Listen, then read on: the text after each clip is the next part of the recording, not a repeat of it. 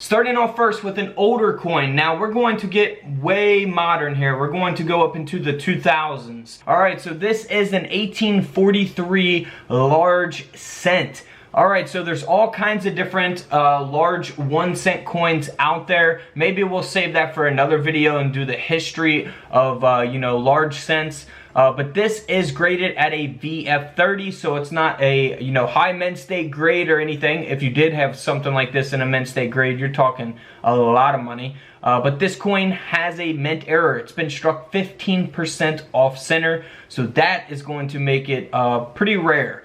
This coin ended up selling for over $2,100. Now here is an 1865 3-cent nickel. Now this coin is graded at an XF40 by the coin grading company PCGS. This coin was also struck off center, 25% off center to be exact. And if this coin was not struck off center, it's not really going to sell for a ton, but because it is off center, this coin ended up selling for over $1,500.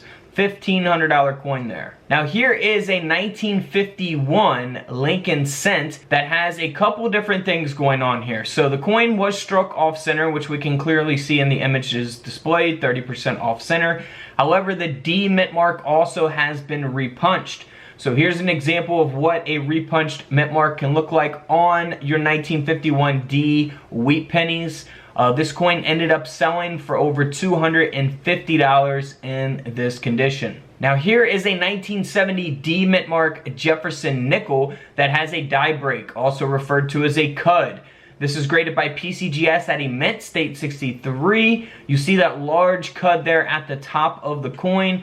On the reverse of the coin, you'll see it faded out on the opposite side. And this nickel ended up selling for over $190. So always be on the lookout for die breaks on your coins, when you're going through coin rolls from the bank or, even in your pocket change. Now here's an extremely damaged $1 coin. It's an Eisenhower dollar coin. And you see all the damage on the coin. It's just been scratched up, nicked up. I can't believe someone would do this to this coin because it is a mint error. The coin has been struck off center, as you can see here in the images displayed.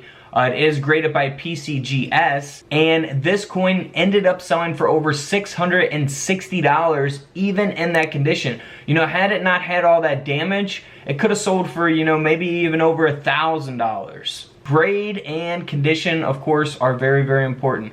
Now here is a 1973 D mint mark. You see here on the reverse of the penny, looks very normal. This Lincoln cent has a late stage brockage. It is graded by PCGS at a mint state 62 red brown. And this penny ended up selling for over $1,000 at auction. Here is a 1974 S Lincoln cent that is graded at a mint state 62 red. And this coin has a misaligned obverse die. It's got that finned rim there, which we can see, of course, around the rim of the coin. This coin ended up selling for over $140. Not too bad. Now back to a cud or a die break. This is taking place on the 1975 D mint mark Lincoln cent. It is graded by PCGS at a mint state 63 red brown. This penny ended up selling for around $70 US. However, they didn't put on this coin slab that it also has a die clash. You can actually see as we zoom in here above the T and Y in Liberty, you can see the pillars from the reverse of the coin.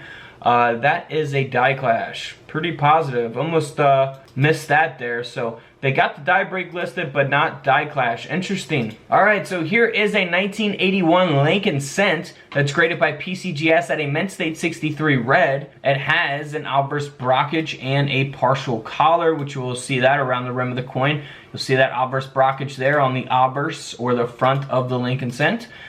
This coin ended up selling for over $170. Can't beat that. But we're going to get to a real expensive penny here in a minute. Here is a 1983 P mint mark Jefferson nickel that sold in 2021 for over $220 because it has been double struck, with that second strike being 90% off center. Alright, here we go. The 2001.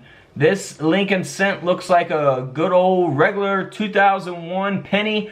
that you would never even know, you know, anything was wrong with it, or that it was extremely valuable. And all you would have to do is turn it around and see the reverse is a Roosevelt dime design. This is a muled coin here. This is amazing. We got a Lincoln cent muled with a Roosevelt dime reverse, graded by PCGS at a Mint State 66 red. This coin recently sold at auction this year in 2021 for $114,000. Can you believe that? $114,000. Let me know in the comments below what you would do with $114,000. That is my favorite coin, maybe that I've covered this year.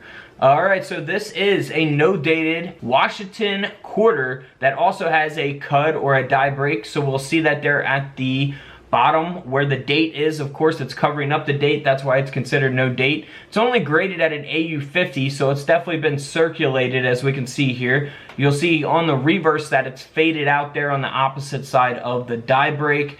And this coin ended up selling for a little over $80. Now, had it been in a Mint State grade, you know, a very high grade, it could have sold for even more money. So grade, super important.